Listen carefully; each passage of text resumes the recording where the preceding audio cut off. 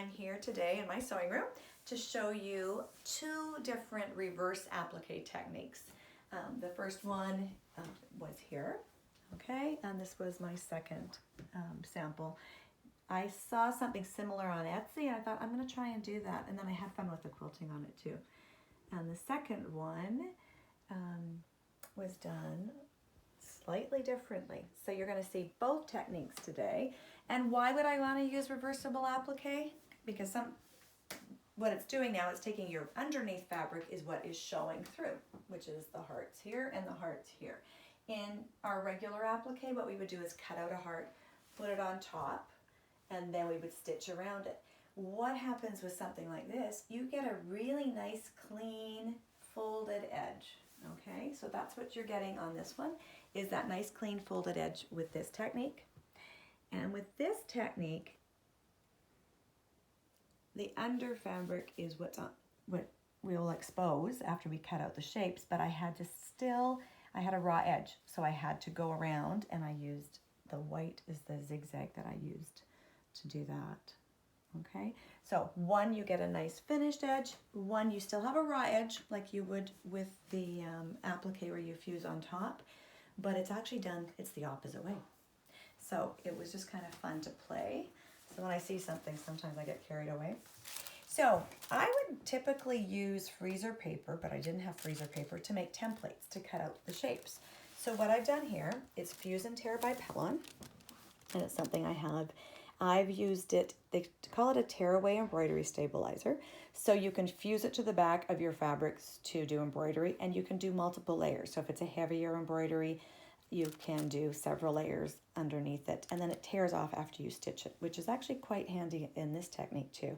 So what I've done here, and I've also used it just one or two layers on the back of something where I'm appliquing around it. Just on a regular applique, I've used the Fuse and Tear for that. So I've got 1, 2, 3, 4 layers. So I've pressed these ones together, and I just wanted to show you this one. I have put an X here. The reason being, this is the rough side of the paper, and this is smooth. And I don't even know if you can actually even see the difference. It's more feel. The first time I ever used Fuse and Tear, because you know with most products, rough is the fusible side. Well, guess what I did? I went rough, and it stuck to my iron. So, the smooth side, sorry, I did the smooth side, rough side down. So if I did it this way, it would stick to my iron with this product only. So smooth side is actually down. I've got a pressing sheet because it would stick to this mat, and I've layered them. They're not, like, try and line them up as best you can. And then you're going to just iron that together. And I'm not worrying, like, it's not going to touch my iron.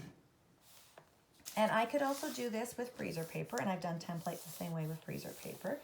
This was an experiment, and it's an experiment that worked really well, so I was super happy with it. And I'll show you why in a couple of the later steps. So this is the start to how to create a form for your templates. And this is my way that I figured it out. I'm sure you have many other ways that you could do this. So choose your way to make templates. But I will show you why this was handy. And with this, usually it's a heavy iron, letting the heat go right through, okay? So I might take more time on that, but I just want to show you how they start to stick together. Okay, so this one I did more. And if they start coming apart, you can still fuse them down. Okay, so that's how I started. It's stiffer than if I just had one. And actually right now, this isn't as stiff yet. It's funny how once it sets, the heat comes out of it, it does get quite firm. Okay, so I'll take you over to my other stuff. So that was my reason for the X.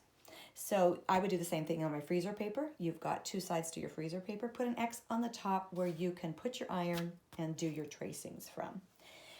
So here's my hearts.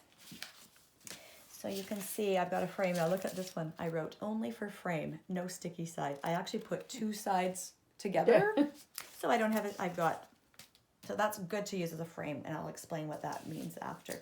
So on this template, I actually freehanded that. You can see the shape there. So I cut a heart shape like that after a bit of practice. And you can actually see I actually had a pen line there. That's how I did that one. Now I'm going to have these shapes on paper. I will trace them out for you so you will have that heart shape if you're wanting it, and that you can pick it up at the store.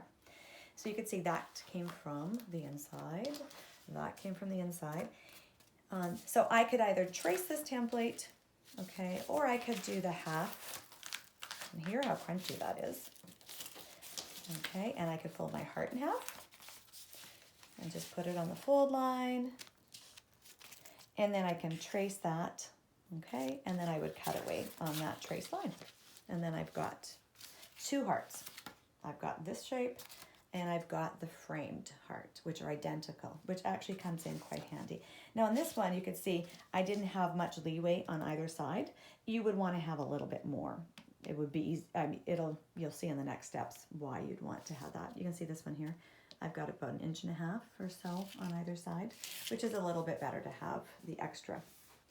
So then what we need to do is we've got the fabric under the heart. So now we've got the frame for the heart. We need the fabric. So this one, this was in my scrap bin. I did a quilt that's at the store, and it was a heart quilt, which is ironic. And I used a layer cake. And from the layer cake, I had to cut off 1.5 inches from each one. So these were all 1.5 inches, except for these ones, which I added in, which were just narrower cuts I threw in for my stash. The other colors were 1.5 inch strips by 10 inches. On the sample on the wall with the colorful ones, that was actually, they were full, or I think I did half strips. So I did 20-inch strips so they ran lengthwise as opposed to running this way, but it's all about in how you lay out your template to get the stripes. So it doesn't really matter which way you go. So in that case, if I was like running them this way and it was about 20 inches long, you could see I could see how that framework's nice for auditioning. Okay, so I could keep rotating that until I like what I see. Now in this case, my strips ran this way, and you can see that was where I ended, and that's the heart I cut out from there. Okay, now I'm not sure if you can see the line here where I've traced in a white chalk, but what I was making sure, see how I've cut this one out already? There's my white line. You want to cut at least 3/8 to 1/2 inch away from that mark, okay? And I wanted to use this efficiently, so what I did is I kept turning, so you can see maybe this white one is there, and then the green, can you see the green line there? So there's a heart right here that was traced. So I just used, so I can either trace two different ways. I can put this down and just trace the inside, or I could switch it out. Once I've got this shape I like, I could set that down and move it out and trace that, okay? So I've got another heart up here, like that. And then I've got more space here. So I could do little hearts. I don't think I can fit in another, might, but remember I said you want to have a good chunk around that. In this case, you'll need to have the space around it. But I could do some smaller hearts if I wanted. So there's a smaller heart. I could cut out smaller ones and use that fabric. So for my first set, you can see there's my strip sets. You can see they ran horizontally, and I did different strip widths. So I just took 0.2 of each of these 3 different colors and just cut random strips. I think I started from 3/4 of an inch, this might have even been half, up to 1.5 inches max. And then I just randomly sewed them together, okay? And then I cut my hearts out, and you can see here, I've got extra little hearts I could play with if I wanted. Okay, so that strip ran about 20 inches. I took half strips. So I cut a strip, cut it in half, because I didn't need to work with the full length. Now you could also do this just on, you could take a fabric like this and just cut, no piecing, right? There's your shape. I would trace that and do the same cutting about 1/2 inch all the way around. So if I auditioned fun stuff like this, lambs. And these are extras from a quilt I did years ago, and I love them. It's like, oh, kind of fun going through your bins of, okay, and then you turn it. Now this one might be too big. I might make a smaller template or have several.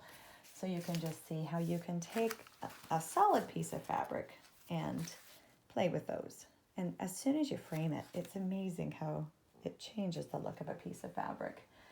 There's a nice bright one. Okay, that would be lots of fun. And then I also thought, wouldn't it be cool if you had, this is a little piece of minky left over, so it would be smaller hearts. But look at that.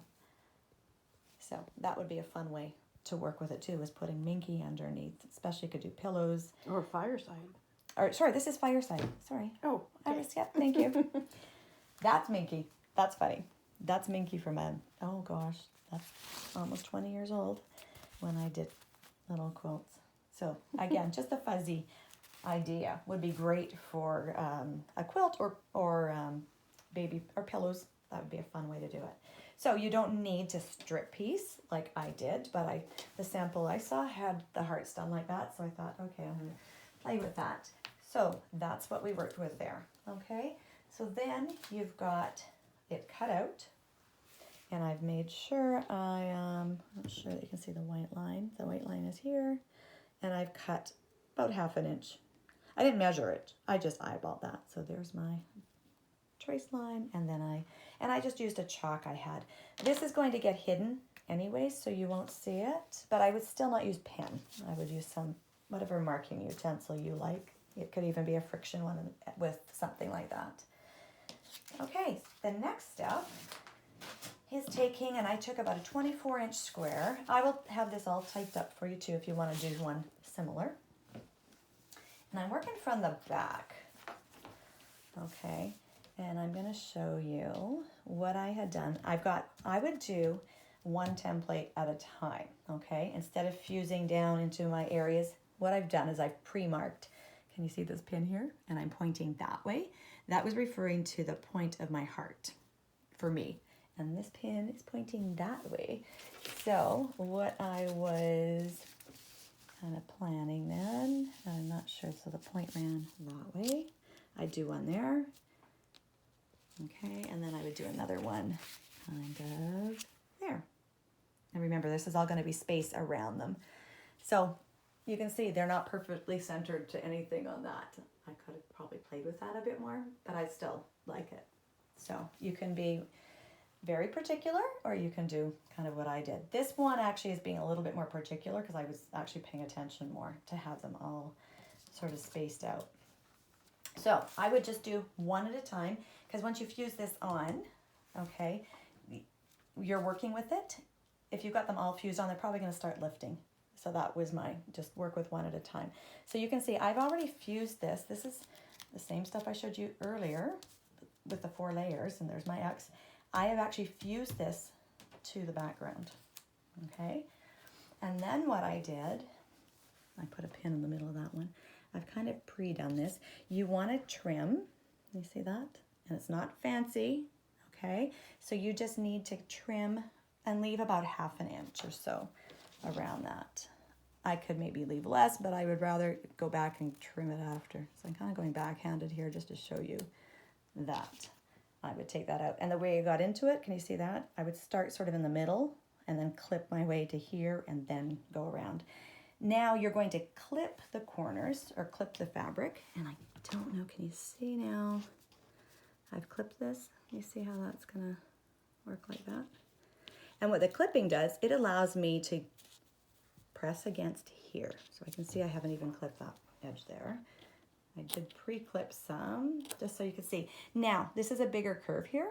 So what you're gonna do on those, I've clipped to there. You're gonna make them a little closer, but see how I'm not clipping all the way to the paper? I'm actually about 1/8 inch or so away, because you've got to remember, we want to flip this over and we don't want to have a clip coming through on the other side. Okay. And if you're not sure, just clip less than you think, first of all, and you can always go back and go a little heavier. So on the curves, I just like to come in a few more than you'll need. And now what I want to show you is the tip though. So I'm going to kind of run, can you see from my point? I'm kind of creating a straight out in that off to the right. Oops, I already did that one maybe. Oh. Okay.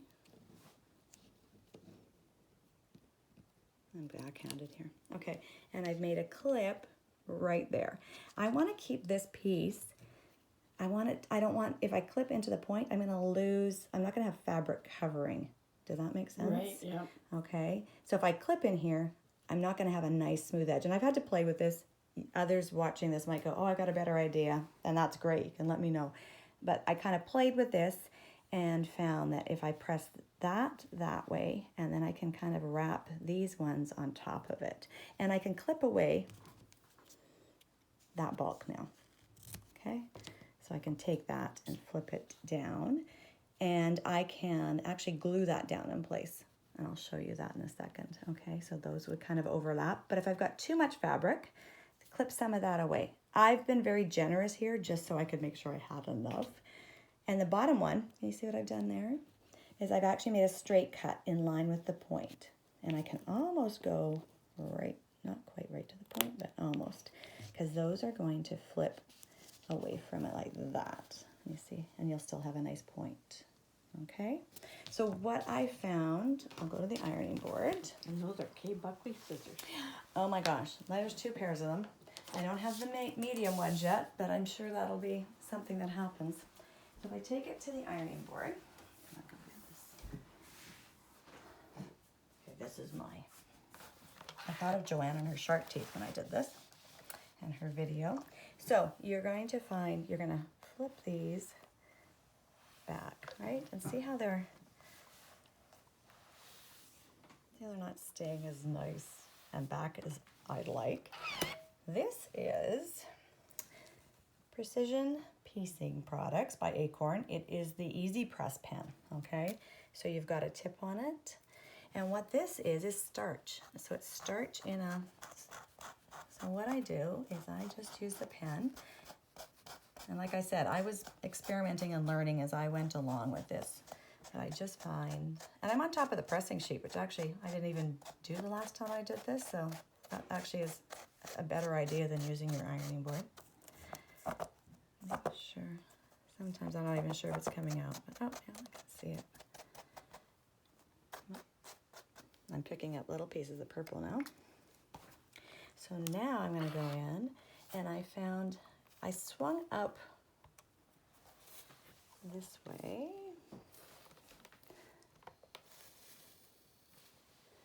And then they stayed much better than not starching them. See that? Nice. The difference? So I was super happy. So on this one, this is where I would press that up. These ones I can fold in, but what I can do after is I can go back with glue, and I'll show you that. So I'm just getting them all, and I'm using, so this is getting folded against the template, okay? And like I said, I probably could have been, these are fairly long, I probably didn't have to be as careful as I was trying to be, because I didn't want to get too close to the edge. But see how those clips just let it go around? So what I did, I found if I kind of went the right side, I kind of worked from the right up and around.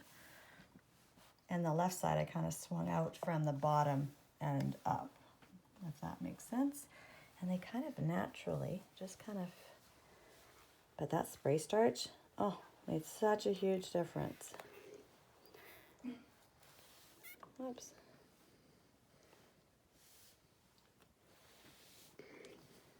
Okay, so now I've got that done.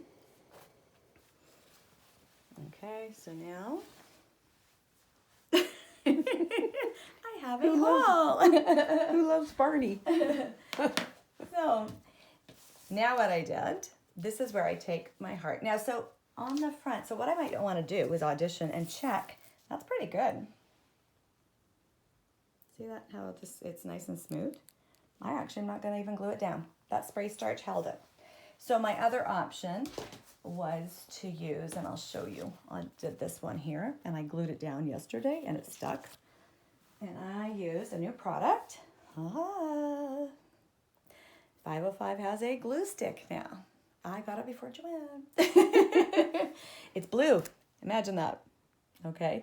And it washes out. Again, it's a temporary, not permanent. So it worked really well.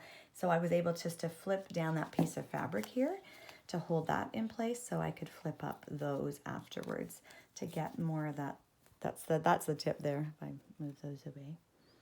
Nice. So that glue worked well there. Okay, so you're getting kind of ideas too on how to use products, which might help you in doing other things. So now I've got my heart, and I want to go, this is why it had to be larger, right? And it's actually gonna, if I cut these about 1/2 inch away and flip them back, and I cut this about 1/2 inch wider, it makes sense that it would sort of overlap. But that's not meant to be perfect. Not too bad though. On my other one, I actually had quite a bit more of this showing of the edges, which is fine. So now I've got to make sure I'm covering that space. What I did, because I was like, okay, I don't have glue. I didn't have the glue stick yet. So what I did is I actually took this piece of cardboard and I flipped my heart this way, and I put the template. So I've written on this. This is my glue one. Okay, put on top of fabric heart so I don't forget there. And then I sprayed my 505 spray.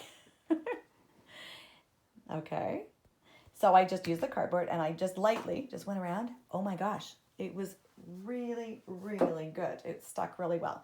But let's just try. Now this is for you guys to see, because I didn't do it on my other one. Let's just see how the glue works. Oh, look at that blue.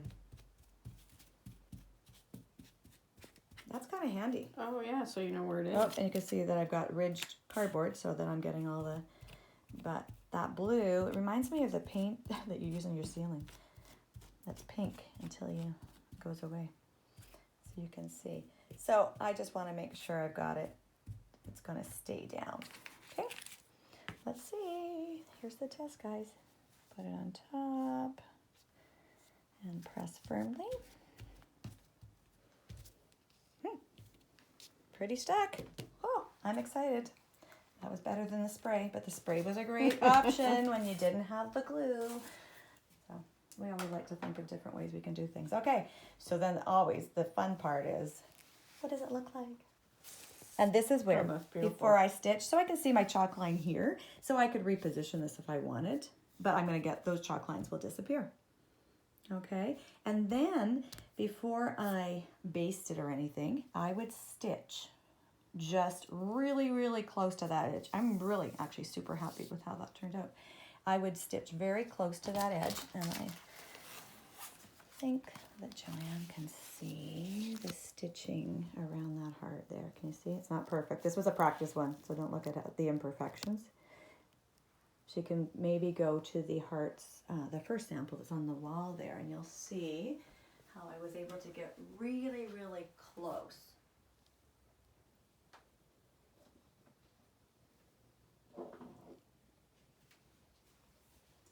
So if this was my heart, this is the fun thing. You can have this ready to go, and then you just get to audition fabric. So I had a chunk left over. That's a fun heart. And if I do the blue, that's a fun heart. And then this one, right, when I was just playing, I did actually lots and lots of little cuts on this one. Right, it's different colors. So you could actually just totally change it up by having a color on the top and not doing the background. Like I went with the purple here. My original one was just the white. So it will really change the look. It's kind of fun once you audition that though. Put it on top. So what I used was this is my 20C. You might have a 20D or you might have just a 20 depending on the model. The 20C is for the 9mm stitch, so that allows me to do a wide stitch if I wanted, but I wouldn't in this case. So what I do is I actually take, this is the opposite to the applique idea. Normally if I'm appliquing, this is the applique on top, I'm actually moving my foot this way and catching on the inside of the foot to get this fabric. This time we're reversing it. So now I need to scoop my fabric so it runs underneath my foot like that. And I'm going to have my needle position, and I will audition that first to see where it sits. I'll move it either to the farthest left position or one in from the farthest left. And I have 11 needle positions. So on our Berninas, we have a lot of increments that we can just gradually move the needle out, because you do want to get as close, just with a little bit, like a 1/16 of an inch probably of fabric showing, maybe an 1/8. And then you're just going to sew all the way around. using that foot. So I use my knee lift and I'm pivoting, stitching a bit, pivoting, and so that works great. But it's all about your needle position, but it is the opposite. I'm not running. I could go this way actually. So if I go in this direction, I could run my foot this way and have it in the right. Can you see that? But if I'm sewing in this direction, which seems to be the way I go, then I would use my left hand needle position and work in that direction. Okay? That is how you will finish that off. Then once you've got that done, you'll repeat it with all three and quilt it as, baste it, quilt it as you'd like to quilt it. I did sort of a feather and I drew a bit of a line, and yeah, it was a fun feather actually to do. Okay, so that was the first technique for the reverse applique. So another project for Deb to finish. And so great products. The pressing pen and the glue stick. Wow, fantastic. Okay, the next one is, this is a nice quick one to show you. So again, I just played with this. Okay, what you're seeing here, your background, the fabric that comes through, I just had slightly wider than my top fabric. So on the one on the wall, I've actually had a leftover piece so that actually is about 33 inches long, and it might be about 9.5 inches wide, which is actually a really nice size. I will type up exactly what that was. But again, you don't have to be, this is about fitting your space. Okay, that could be a square, it could be smaller, you could do bigger, whatever you'd like. So what I did, this is the width of fabric on this one. So I got 2 pieces the width of fabric. This, the top one, the background, is slightly narrower. Can you see that? And so as I did this sample up, I actually came up with some more ideas that worked better. So you can see what I've done is I've taken a basting stitch, okay, and I had this whole thing basted just all the way around, just a nice long basting stitch. And if you go onto your Bernina and you pick your number 1 stitch, this is just in the side, sorry, your number 1 stitch, and make it as long as you can make it. Then you go into your eye, which is your editing mode, and you go into this icon here. And if I hit my help button, which is kind of handy, it says the long stitch. The machine sews every second stitch. Now I just figured this out this year, which is funny. So every second stitch is sewn. So if I pick that option for this stitch, can you see how it already changed? That's to scale. It's about a 1/2 inch long stitch. So I can baste with that stitch now. So it goes from 6 to 12 essentially, which is almost 1/2 inch, which was great. So you can do that basting all the way around, keeping it nice and flat. Okay, we don't want to fuse anything down though, okay, because we want to be able to work with this. Then I had, you can see I've numbered them. So 3, 4, 2, 1. I did that for the video's sake, because I have these hearts and I just made them from the templates, and I will trace them out for you onto paper, but I just made them just the same way as I showed you before. Actually, what you can do with your templates is, I have them here. When you've got a template like this, you can actually take it and you can draw a 1/2 inch in and then cut that out. And then you can keep doing that, and you can keep getting smaller hearts and frames. So that ended up what I was using those for. So what I did is I just randomly placed, and I traced it. You can see where I've traced it. Okay. So on this one, I've already cut them all out. So what I did, this was all basted first, then I drew these out. Then what I did is I unpicked this basting and I basted across here because I didn't want to have a big floppy piece. Okay. So then what I did, then I was able to just use my scissors. Okay. And then you would just, so starting in the middle, okay, and then you would just go and cut that out. And I'm not going to continue. You know how you can cut. So start from the middle though, and then I can just cut on those edges. One trick for cutting curves too is instead, and I'm going to use a bigger pair for the larger hearts. But what you want to do is, if I'm cutting with my scissors, right, I don't turn my scissors. I actually turn the fabric. So I just cut straight but I just turned my fabric. See that? That's just a little It's kind of like how you sew curves too. Yeah, so you just let the scissors go straight and you turn the fabric into it. So just a little tip on how to make the cutouts. So then once you've got that done, see the fun fabric? I thought this will be interesting, right? Because that has all different colors on it already. So then when you lay that down, look at all the different hearts that I get. Okay, and so what I would do, once I've got this down, I would actually fuse this down nice and flat. Either I can use the glue, and that glue might be just perfect just to hold that down. What I did do on my other sample is I used the Free Fuse, which I've talked about before. And so this is it's by Quilter Select, Alex Anderson's products. And so it's a powder and you'd sprinkle it. So what I did is I sprinkled it in the areas not exposed though, because you don't want this touching your iron. So I just put little bits underneath and fused it down, and that held it too. So you've got options there. You might come up with another one. If you had little bits of steam even, you could plunk them in certain spots and just fuse that. But that might give you too much lift. Misty Fuse would work if you've got little pieces of that, and that's very fine, fusible web that would hold that all in place. And then what you're going to do is you're going to stitch around the hearts. So now what you could do is you could stitch around that first and then go back and do this one, cut them out. And so this just stays together so it's not floppy. And I'd probably do that. I'll probably do these hearts first, and then I'll go back, cut these hearts out and stitch around them. So when I'm stitching around them though, what I've done, this is called Decor Blend. You see the shiny, that's the fusible side, the shiny side, and that's the, like I said, the matte side is not fusible. And I would put this under here and fuse it down because I want substantial interfacing to withhold those stitches and to make the stitches look nice, okay? So that's what that piece would be under there to match the same size. And then you can cut it away after if you want, or you can leave it in. That's totally up to you. What I'm showing here, so now once you're getting to the point of the applique, I'm just looking for the foot to show you. Again, back to the 20 foot. Okay, so if I'm using my 20 foot, can you see if I was sewing this way, I would move my needle position out here, because now this is my raw edge, not here. This is the opposite to our regular applique. So I could go this way.